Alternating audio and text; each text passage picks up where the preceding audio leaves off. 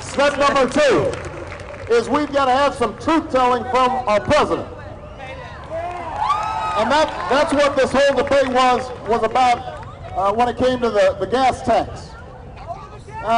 John McCain, I guess it pulled well, because he said, we're going to suspend the federal gas tax for 3 months as a way to provide you relief. Now here's the truth of the matter. At best, this would save you 30 cents a day for an average savings of $28. That's the relief he was offering. But at the same time, does anybody really think that the oil companies would actually reduce their prices at the pump if you eliminated the gas tax? Of course not. No. Those savings would go back into the pockets of ExxonMobil. In the meantime, we would have drained the federal highway tax that we use to rebuild our roads and our bridges to keep our motorists safe. And we would be spurring more consumption of gasoline, the exact thing that has driven up prices and demand and is polluting our environment. So here's what I said. I said that is a gimmick. That's designed to get you through the next election. Let's actually tackle this problem in a meaningful way. People do need relief. People are having a tough time. So let's give them a permanent tax break, $1,000 per family per year, to offset the costs of higher gas prices, but also food prices, higher healthcare prices. We'll pay for it by closing corporate tax loopholes and tax havens. Let's give the American people some relief, but let's also understand that if we are going to solve our energy problems, we've got to think long term. It's time for us to be serious about investing in alternative energy. It's time for us to be serious about raising fuel efficiency standards on cars. It's time that the entire country learn from what's happening right here in Portland with mass transit and bicycle lanes and funding alternative means of transportation. That's the kind of solution that we need for America. That's the kind of truth-telling that we are going to do in this campaign and when I am President of the United States of America.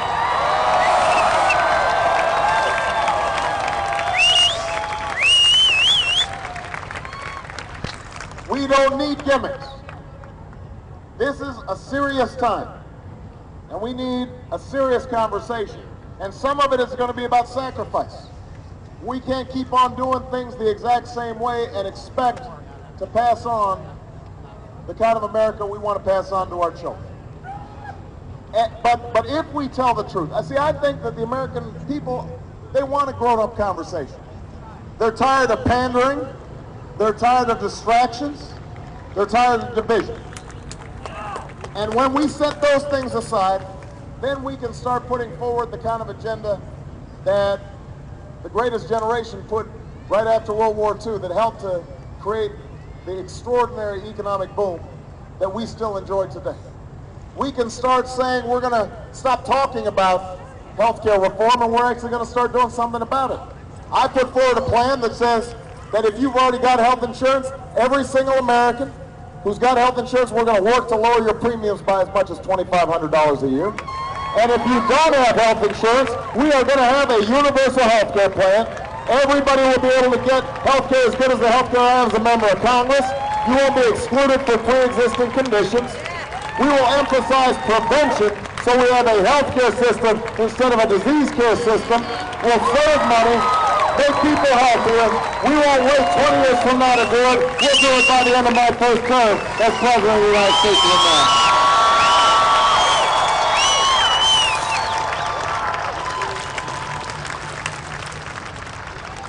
We can start making this economy fair again. I'm not going to give tax breaks to companies that ship jobs overseas. We're going to give tax breaks to companies that are investing to create jobs right here in Oregon. I'm not going to give tax breaks to the wealthiest among us. I want to give tax breaks to middle-class families that are struggling to get by right now. We're going to have trade policies that are fair and make sure that if other countries are sending goods into our countries, that we got safety standards so our children aren't chewing on toys with lead paint on them. We're going to make sure that we have a Department of Labor that believes in labor and that Oregon that people can get organized and actually bargain for higher wages and higher benefits.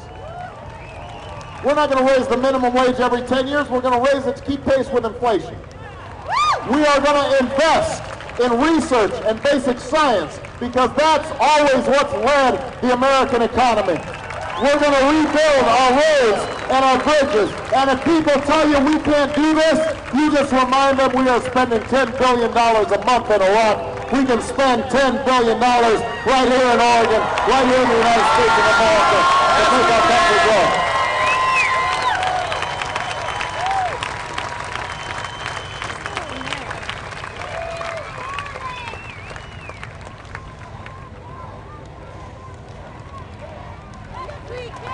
Yes, we can. If we're having a serious conversation with the American people, then we can explain that climate change is real. We are going to cap the emission of greenhouse gases.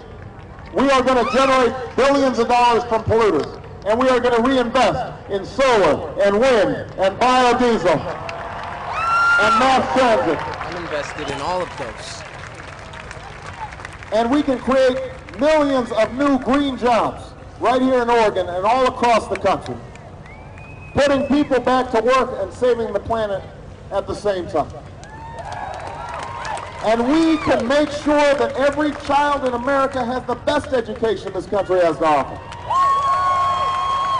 And that means investing in early childhood education to close the achievement gap and making sure every child is prepared for school. That means we're going to pay our teachers more money and give them more support. And I want high standards for our kids, but let me tell you something, we're not going to have high standards just with a single high-stakes standardized test, because I want our kids learning art and music and civics and history and all the things that make an education worthwhile.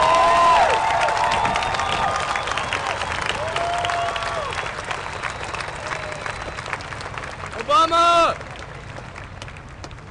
And I don't know about you, but I think we should make college affordable for every young American. So we're going to provide a $4,000 tuition credit every student every year. But young people are going to have to give something back in return. They're going to have to provide community service, work in a homeless shelter, work in a veterans home, join the Peace Corps, join the Foreign Service, teach in an underserved school, nurse in an underserved hospital. We'll invest in you invest in America. That's how we'll move this country forward. That's the call that has to go out to the American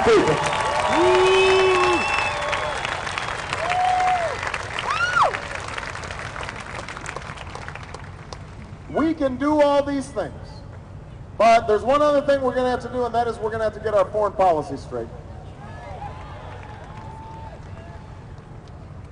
As Commander-in-Chief, my job will be to keep you safe.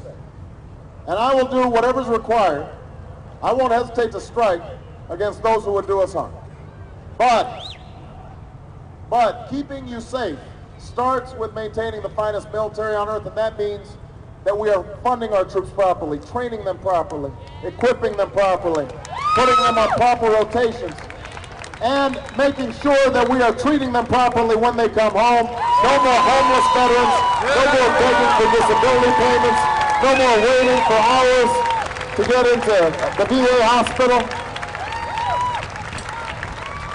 And it also means using our military wisely.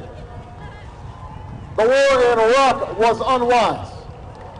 The rhetoric coming out of this Bush White House has been unwise. It has not made us more safe.